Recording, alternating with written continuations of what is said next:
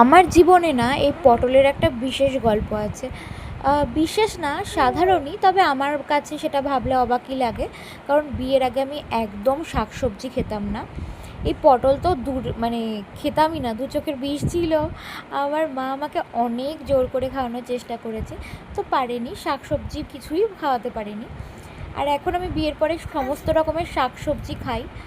আসলে নিজের হাতে একা রান্না করতে হয়, তো তো সেগুলো বর খেয়েও আমার জন্যও তো থাকে, তো সেগুলো ফেলে দেওয়ার থেকে আমার মনে হয় খেয়ে নেওয়া ভালো।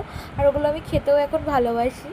তো সেমনই আমি এই পটলটাও এখন ভালোবাসি, কিন্তু আমার হাজব্যান্ডের কর্মসূত্রে যেহেতু আমি তিরুপতি চলে এসেছি, তো তিরুপতিতে না এই পটলটা একদম পাওয়া যায় না।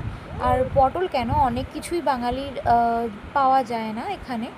তো না পাওয়া গেলে সেই জিনিসটার ওপর চাহিদা বোধহয় বেশি আর কি হয়, ওই জন্য পটলটা আমার আরও বেশি খেতে ইচ্ছা করছে।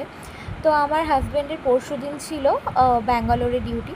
তো আসার সময় ওখান থেকে একটা স্টোরে পটল পেয়েছিল, তো পটলটা দেখেই ওর হঠাৎ আমার কথা মনে পড়েছে যে আমি খাবো খাবো বলছিলাম, তো নিয়ে এসছে সেখান থেকেই। তো সেই পটলটা দিয়েই আজকে আমি চিংড়ি মাছ দিয়ে রান্না করব। তো দোরমাও বলতে পারো, আবার পটল চিংড়িও বলতে পারো, কারণ দোরমা আর পটল চিংড়ি দুটোই একসাথে আজকে করেছি একবারে। তো চলো সেই রেসিপিটা তোমাদের সাথে আজকে শেয়ার করব। তেমন কিছুই না, পটলটার খোসাটাকে একটু হালকা চেঁচে নিয়ে ওটার সামনে মাথাটা একটু কেটে নেব, কেটে নিয়ে ভিতরের আর কি নাড়ি ভুড়ি সমস্ত কিছু বের করে নেব। তো বের করে নিয়ে ভালো করে ধুয়ে কড়াইতে তেল গরম করে সেগুলো ভালো করে পটলের মধ্যে একটু নুন আর হলুদ দিয়ে ভেজে তুলে রাখবো।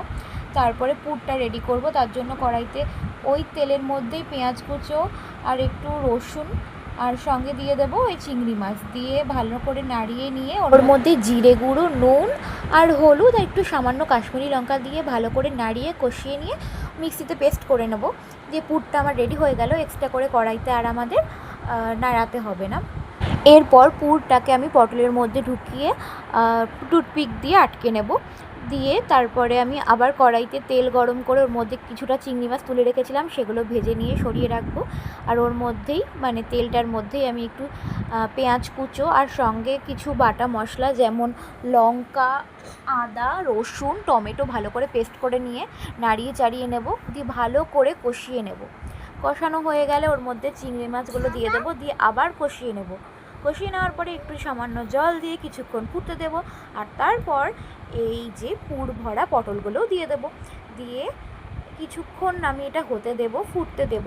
দেওয়ার পর শেষে একটু গরম মশলা দিয়ে নেব। ও আজকে তার সাথে আমি কি কি রান্না করেছি তোমাদের আজকে দেখিয়ে দিই। করেছিলাম পালং